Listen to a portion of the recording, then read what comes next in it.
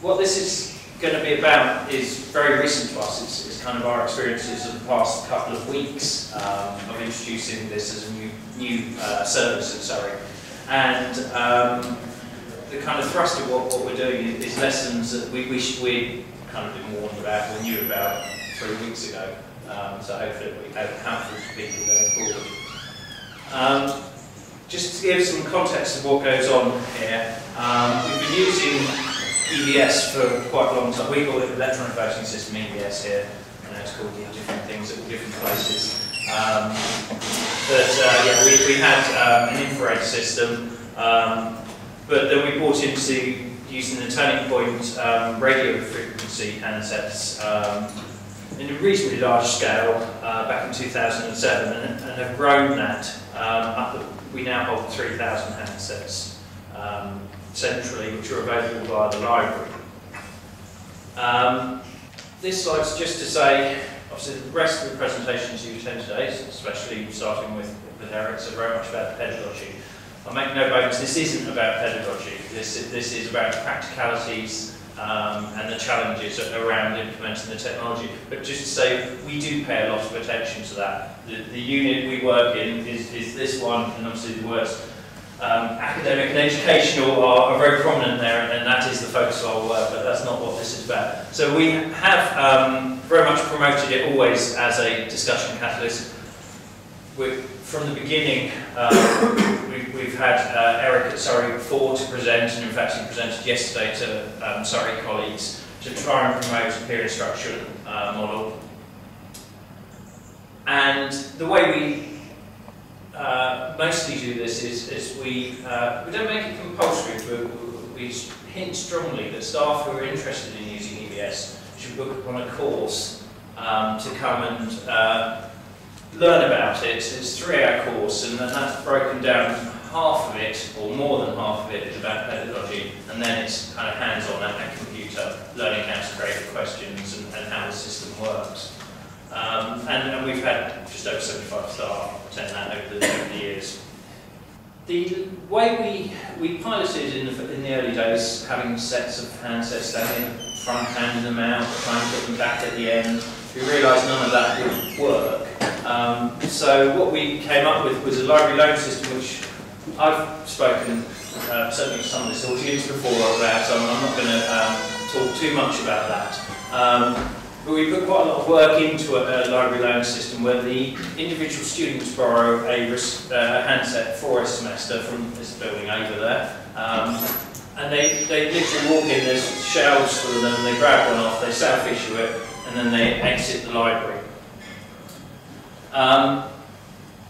Because of the things were so small, there was no way of kind of barcoding. Apparently the barcode was not compatible with our library barcode systems.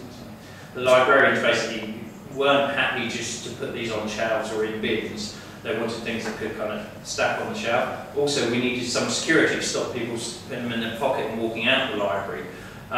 So we did this thing, putting them in these cases, which means the case has a barcode, has a number that relates to a number etched on the handset, and you can't open the case until you exit the library. You have to swipe it through a machine that uncouples it, and then the student borrows the case and the handset. Another thing was the perceived value of the handsets. When we were loaning them out, just by kind of getting, say, a faculty administrator to loan them out and note down people's names and get them back, they would come back in an awful state. They'd be in pencil cases with pens leaked over them and things like this. So the perceived value amongst students of these handsets would be, if you asked them for a price and you did a polling question, first off, apologies, there are no polling questions, but you press the buttons on your as much as you like. I won't know what's going on. But if you had asked students how much they perceive the value of, I reckon they would have maybe gone to £5, something like that. They didn't respect the investment the university had made in the technology.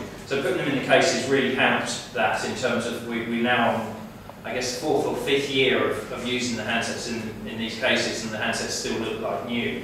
So that's quite nice. And what we do is we ask the staff to fill in a web form saying what module they want to teach using EVS, how many students they've got, when it will be, this kind of thing. So it's managed via, it's policed, if you like, by the loan of the receiver. So we can't have, staff can't just go off and use it and muck up all the management of the allocations, because we don't let them keep receivers. We lend them the receivers and chase them up for the receivers back. So it's managed via the staff angle rather than the student angle. Any student can walk in and borrow a handset. So we've operated this for quite a few years, but overall it's been good. But there's pros and cons to it. The pros are we've had zero financial loss from it. There's been 2 that have been lost. The student gets fined. That pays for a replacement one. One of those got found subsequently and the student got refunded. So I think there's one student who's had to pay £50 for a replacement handset and case. So from a kind of accountant's perspective, it's very good. It's also been, I mean, for the focus of the team I'm in, we don't want to be carrying around bags of these things and collecting them back off students. So it's good from that perspective. It's minimum management from our perspective. Bit of work for the library to have to reshelve these all the time and check them and things, but that's good. Another benefit actually of putting them in the cases is the batteries. The batteries are doing fine 5 years on. If you put a handset in the bottom of a bag, the button's pressed, the battery's flat within a week or whatever. So that's been good. The downside is low take-up on some cohorts, and in fact, decreasing take-up. We've certainly spoken to some colleagues who are very keen, some academic colleagues, very keen advocates of using this, who are saying they're getting less and less students who have gone and got a handset, despite them telling the students to go and get a handset from the library. We did actually employ a student to run some focus groups and to try and find out what the problems were and what was it they didn't know where the library was, what was the problem. And certainly one of, no, going the wrong way there. One of the problems was that fine. The fact that if they lose it, they get fined. They perceive that as quite a high risk. I've always not really understood that, because I mean, as I say, there's the library, and any random person coming out there and say, what have you got under your arm? And you've got 3 or 4 books, and you can look at the prices on the back of those, and that'll be a lot higher than the £50 fine for losing a handset. I guess the handset is smaller and easier to lose, but yeah. But the bottom line is yes, it is a problem that not every student will go and get a if you dish out the handsets in your session, you can be sure that at least everyone's got a handset. You may still not get 100% response rate, because of, again, when we did that, those focus groups, some students said, well, I don't need to partake, I can see what's going on by what everyone else votes, I don't need to actually partake myself. I guess it's the same, people say, I don't need to go and vote in the political elections, the rest of the country will vote for me. I'm sure I'm quite happy with that, but I don't see that myself. But this was our challenge at the beginning of this year, really.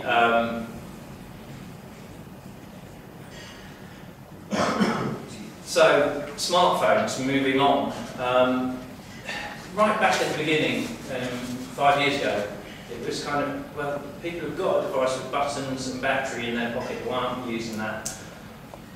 We in fact had a colleague in a department here who looked into doing a research project around using Bluetooth voting, and it never worked out. It doesn't quite have the range, and it wasn't appropriate. But it wasn't really until smartphones came along that it really makes sense and it's feasible. Now, we looked around for some stats on this, and what we've been doing is we've been attending lots of these sessions, and I have to say that this stat actually probably relates to what we see in the sessions. The where was this stat about actual ownership? Who was that from? That was Mintel. Mintel, Yeah. Which put it really low. The most recent one we could find was 2010, and at 28%. I'll tell you what, it's not 28% ownership at the University of Surrey amongst our students. No way, it is much, much higher. But definitely it is rising and increasing, and I would imagine amongst students reaching saturation point fairly soon. So what's the landscape around smartphone voting? I don't know how long it's been available in the States and from Turning Technology. All I do know is that Seviour was here 3 years ago, I think, and I asked him then a question about the management around handsets, and he said it's only the poor kids who use the handsets. Most of them use their phones. So I presume it's been around at least that amount of time. But in what's been promoted and available in the UK, we obviously started to look into, and they fall into two categories really. There seem to be the vendors who are already established in the marketplace doing hardware, bespoke EVS hardware like Turning Technologies. So they've already got a market, and so obviously Turning Technologies have the system called ResponseWare linked to RWPOL. I'll explain that a bit more in a minute. I really should have just put a ResponseWare there. And everybody else, all the competitors who make hardware-based systems also have moved to making smartphone options on their products. Then there are some which you can't integrate with existing hardware. So these are software-only solutions. And it's interesting to see that at the moment there aren't many. I perceive going forward, as the smartphone ownership becomes more and more, people will see that more and more as an opportunity and expect that to grow a lot. Learning catalytics is actually Eric Mazur behind that and Harvard colleagues. So what we did, well, we really didn't have much of a choice because of our 3,000 handset investment and our training investment. It was really a no-brainer that, well, we needed to stick with Turning Point, so we made that decision. Yeah, we're going to do that. We did some in-house testing to kind of check it worked. Yeah, that's fine, got that tick box. We got a demo license to trial it out, and we invited 2 colleagues to trial it. Unfortunately, one didn't manage to, so we had one pilot trial, of which Goran, who's sitting here, very helpfully did that for us, because that gave us really important information as to what the students think of it and how it works. And then, starting for September, we bit the bullet for 450 concurrent seats, licensed for 2 years. We viewed the 2 years as important because we had a set budget for this year. We don't know what next year's budget is, but we thought if we could have got more. If we spent our budget and got more, the danger is trying to convince academic staff to try to use this. They would say, so is this available? Is this always going to be available? Because if it's going to disappear after a year, I'm not going to bother using it. So by having a 2-year period, it means that we can kind of say, yes, this is here, and it gives us plenty of time to make the case for the budget to continue it forward. Just to explain a bit about how it works, because this was so confusing. Well, personally, I found it really confusing first off. We invited a couple of the guys from Revo in to come and show it to us and demonstrated it, and it's only then that I could piece together, oh, so that's what's going on. It was the actual information that I could find out in advance was a bit vague as to, well, what happens, how does it work? So what we're used to is this, where you've got the radio frequency handset, got a receiver plugged into the laptop, and yeah, that's easy enough to understand. It communicates, shows us chart, that kind of thing. What needs to happen when you're using ResponseWare is the laptop the tutor's using needs to be connected to the network, the university network, and have a connection to the outside world. I've drawn it as a hardwired connection there, and that's what we've been advising staff to use, and I'll come on to why that in a minute. And then it communicates with the Turning Technology server, I presume in the States. We didn't look into the option of running ResponseWare on site because I think in the budget we had for this year it just wouldn't have been worth it. But I gather that's also an option. So then what happens is the students either install an app on their mobile device, or if they're using a device that can't have an app, they can just go to a website, RW Park, and they see the same thing. And they obviously need a network connection, and they're predominantly going to be using Wi-Fi. If they've got a mobile phone, they can be using 3G. On our campus, even though actually that building opposite has got the phone masts on, a lot of our lecture theatres are pretty well shielded for 3G, so you wouldn't want to rely on that. Whereas we do have Wi-Fi in all our lecture spaces, so I'm assured. This is where I hand over. It is. Yes. Very confident. Okay. So there were a few things we kind of wanted to share with you that were things that we decided to do to kind of make our ResponseWare a successful experience for the tutors and the students. The first one of those was help sheets for staff and students on our website. We created a help sheet for staff originally, which in the first part was details of the fact they needed a ResponseWare account and they needed that set up by us. But they needed to set up a custom session ID, and I'll talk a bit about that later. But the second half of so that was quite short and sweet really. Using ResponseWare in a lecture is quite straightforward, they just need to log into the account. The other part of the help sheet was describing what the students would have to do for those members of staff who weren't familiar with the App Store and the Android market and that kind of thing. And in the end, some of the lecturers asked us if we could actually take that part of the help sheet out and separate it and create a new help sheet they could hand out to the students. So that's the first thing we did. Second thing we did, as I mentioned, we asked staff to create custom session IDs. Once they had their ResponseWare login, the custom session ID is a bit like the channel number for the ordinary handsets. And if the member staff hadn't created a custom session ID, they kind of get generated a random code each session. So to kind of help the students along so they have the same session ID each lecture, we asked staff to set that up. We thought it was easiest just to kind of choose either their first name or the name of the module or something similar.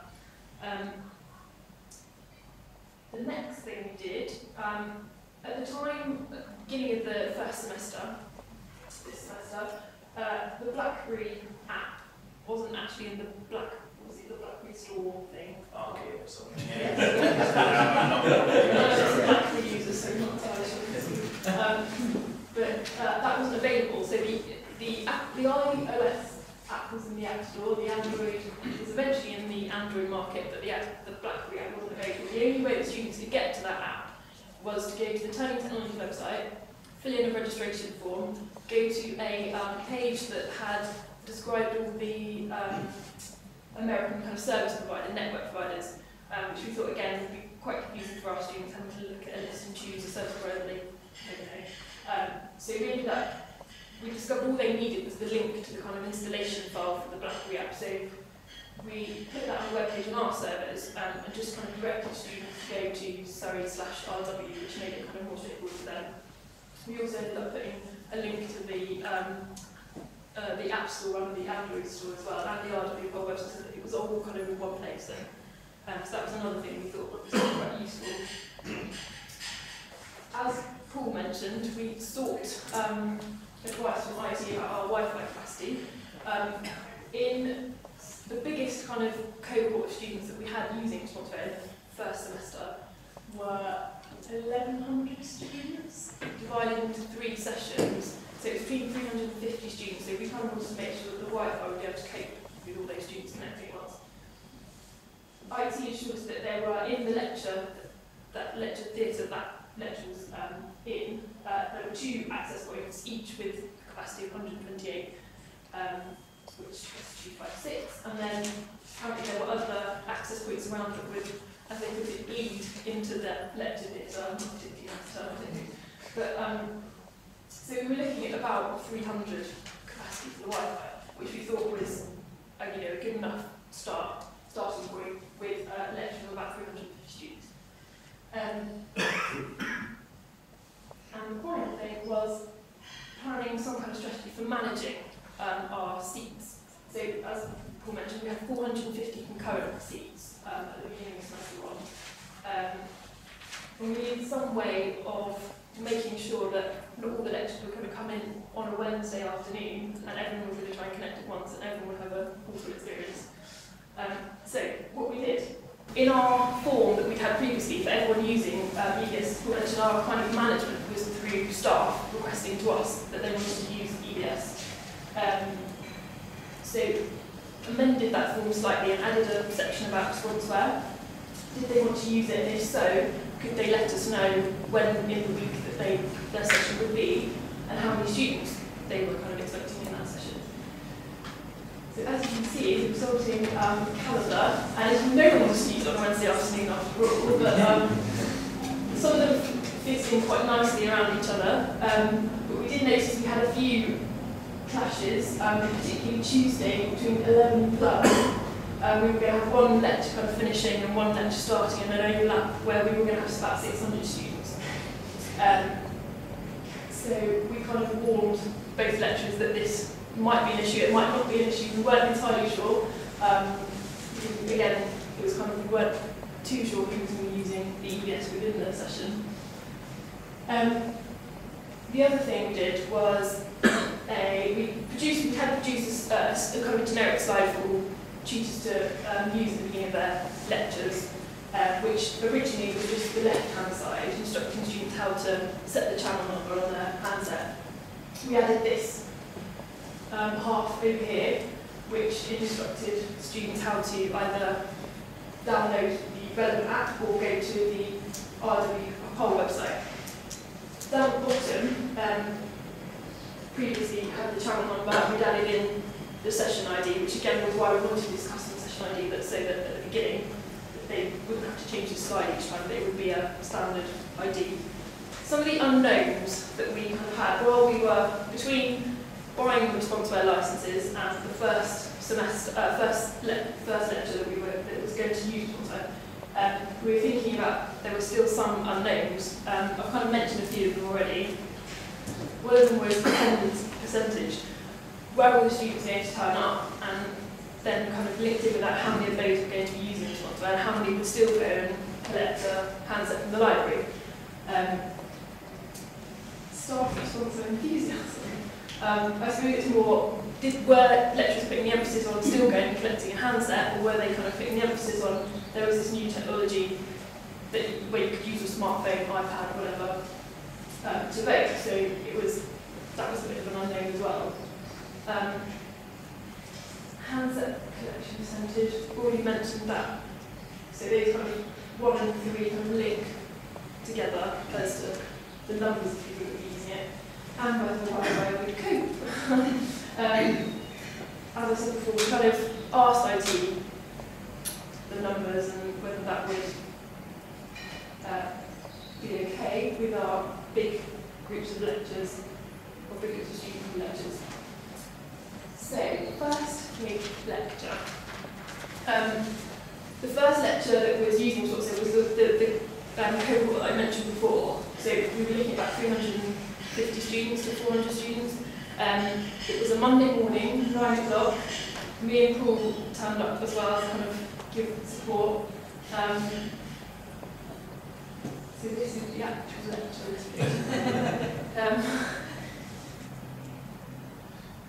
So as I said, first day of semester, large cohort split within 3 sessions. So this was the first one of those 3 sessions. As I said, we turned up to provide some hands-on support. I will hand over to Paul. What happened next? I'm sure everyone's dying to that. Just to pick up on that staff ResponseWare enthusiasm. Another dimension of complications of that we realised is a lot of these modules, including that large one, are co-taught by, on that one I think it's 4 different lecturers. And the inquiry about using, initially I was only dealing with one of those 4, when it showed them what ResponseWare was, said you should be using this would make sense on this module. It was only kind of on that week that we found out, oh well, there's these other lecturers.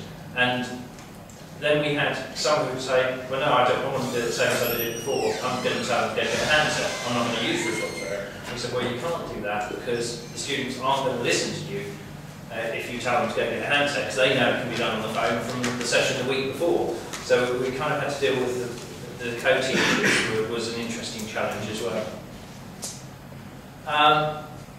First off, overwhelmed by the amount of devices going on. I mean, yeah, all these pictures in this slideshow are all taken in the last week or so in these sessions, and yeah, you would see so many who would have a laptop, a tablet, and a phone, and possibly a 10-point handset as well. How they fit all that on that little desk in front of them, I don't know, but there was just the amount of electronics going on in the room overwhelmed us. The breakdown of what those electronics were, in terms of how people were responding, was quite interesting as well. Those big modules are in our Faculty of Business, Economics and Law. Now, I'm very good at stereotyping and making presumptions, and I presumed all these business people would be dashing around with their Blackberries and doing that, but we can see it wasn't really there. I don't know whether the riots in the UK have affected their kind of market image too much there, and the Android one was interesting because we didn't even know about the Android app up until like 2 days before. Because we were told there wasn't an Android app, and then one of the lecturers found it, which was really useful, even though there was no mention of it anywhere else. Yeah, we can see that what this is between 3 sessions, actually, 3 sessions that I managed to go and get some data from. You can tell none of them are as big as that session we were talking about. One of the, about 110 of this is one of the later sessions of those, where the attendance, students' first session up here, second session, you kind of tend to, I think that happens at university, they come along the first week because they think they have to attend every lecture, and don't know what happens from there on. Anyway, this is over 206 students, where we can see that still the mix between basically iPhones and turning-point handsets are the predominant ones. Another thing, we were there to help, and we thought we'd be very helpful. Yeah, I know how to use an iPhone if they can't connect to Wi-Fi. So, student, hand me it's a Chinese iPhone. But we were totally thrown by that. Most of the machine, we just couldn't make sense of any of the devices we were looking at. It was pressing buttons, trying to get it working. We had performance issues, which we still haven't got to the bottom of. We would have a row of people using different devices. The lecturer goes forward on the slide. The chart should be showing onto the students' devices. It would show on 3 of them, 2 of them, maybe like 30, 40 seconds later, a minute later. So there's a bottleneck somewhere. We haven't really got to where that is and why that is. But we were certainly having some issues there. And Wi-Fi connection issues. So those could be overlapping. There could be Wi-Fi performance issues, but we specifically had Wi-Fi connection issues as well. Despite this assurance about our capacity at Surrey, I mean, the office we work in is a big open plan office, and it's got something like 6 or 8 Wi-Fi access points around it. And I've always thought Surrey's wasted its money. It's buying far too many access points. Now I think the opposite. We can't have too many. Put more and more in. And these big lecture theatres only have 2 actually. So what we've learned about Wi-Fi, one thing I didn't know is that all the smartphones, and in fact even if you look at the Apple side, even the new 4S will only work on, get a bit techy, on the 2.4 gigahertz band, whereas the access points, the ones we've got here, the 3Com ones, will support 64 clients on the 2.4 and 64 on the 5 gigahertz. So where it was all smart devices, our capacity was instantly halved. So when we asked the question to IT, what's the capacity, they gave us a factual answer. When we had iPhones, etc. connecting, we actually only had half the capacity, which means we haven't got enough capacity for these lecture theatres. So that's something going forward I need to be raising with IT to be spending money on more access points. We have lots of different networks, secure, open.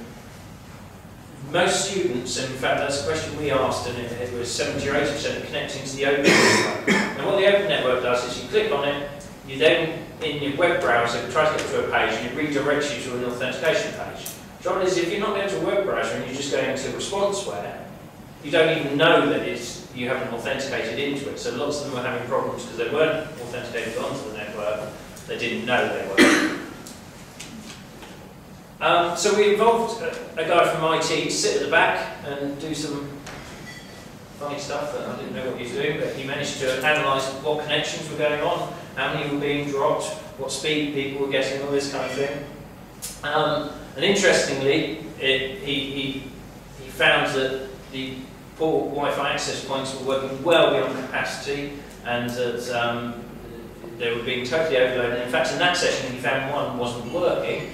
It'd been there for 3 years, nobody complained. It wasn't actually working either. So there's lots of work around optimising the Wi-Fi. The university's invested a lot in it over the years. It's never really been used. This is something that's hammering it, and it's good because it's exposing the issues, but it hopefully means that will get resolved.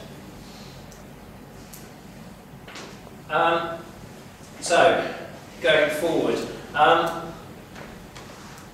we asked students of these cohorts earlier on this week,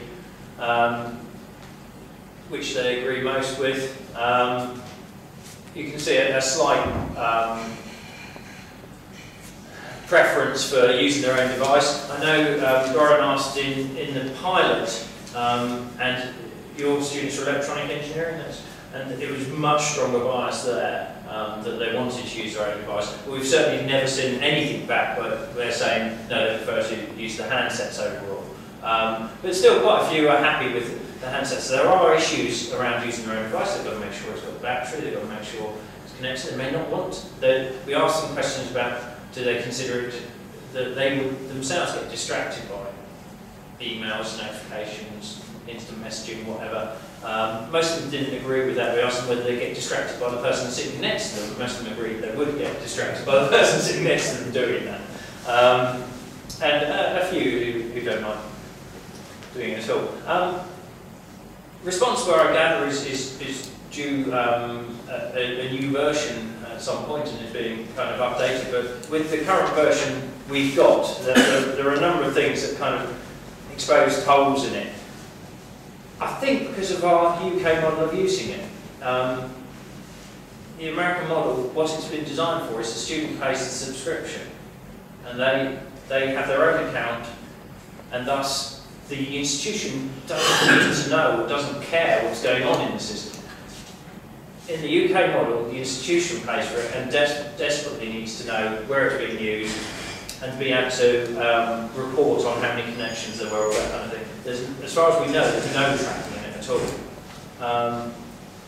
We need to be able to manage that Outlook calendar of clashes or whatever. We need to be able to make a decision and say, no, you asked too late, you can't use it. So-and-so asked, we've agreed that, or they're teaching with it more. Make some justification and turn it off for that person and say, you've got the allocation for that. At the moment, there's no way of doing that.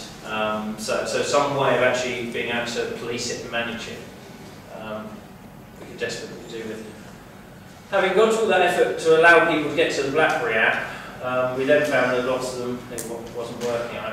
In the release notes, it says it doesn't work on the touchscreen ones. So that, luckily there weren't many of them anyway, so that wasn't too much of a problem. Again, the interesting discussion this morning about the anonymous, non-anonymous. We use it anonymously, and thus the screens that asked them to enter their name, lots of them did enter their name even though they weren't being asked to. Because of the screens right up there, it'd be good for the lecturer to be able to make the choice to turn on, does he want to know who they are or not? That would be a good feature to add in.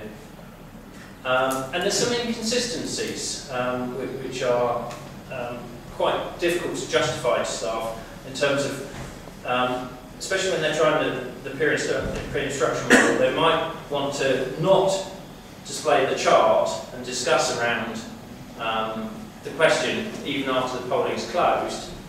And you can do that in the PowerPoint version. The trouble is the chart has appeared to everyone on their device already, so that kind of caught us by surprise with it. So just inconsistencies there between the way it behaves on the PowerPoint and the way it behaves on the devices, and no correct answer indicator on the devices either. But then again, I presume it's a fairly early version, so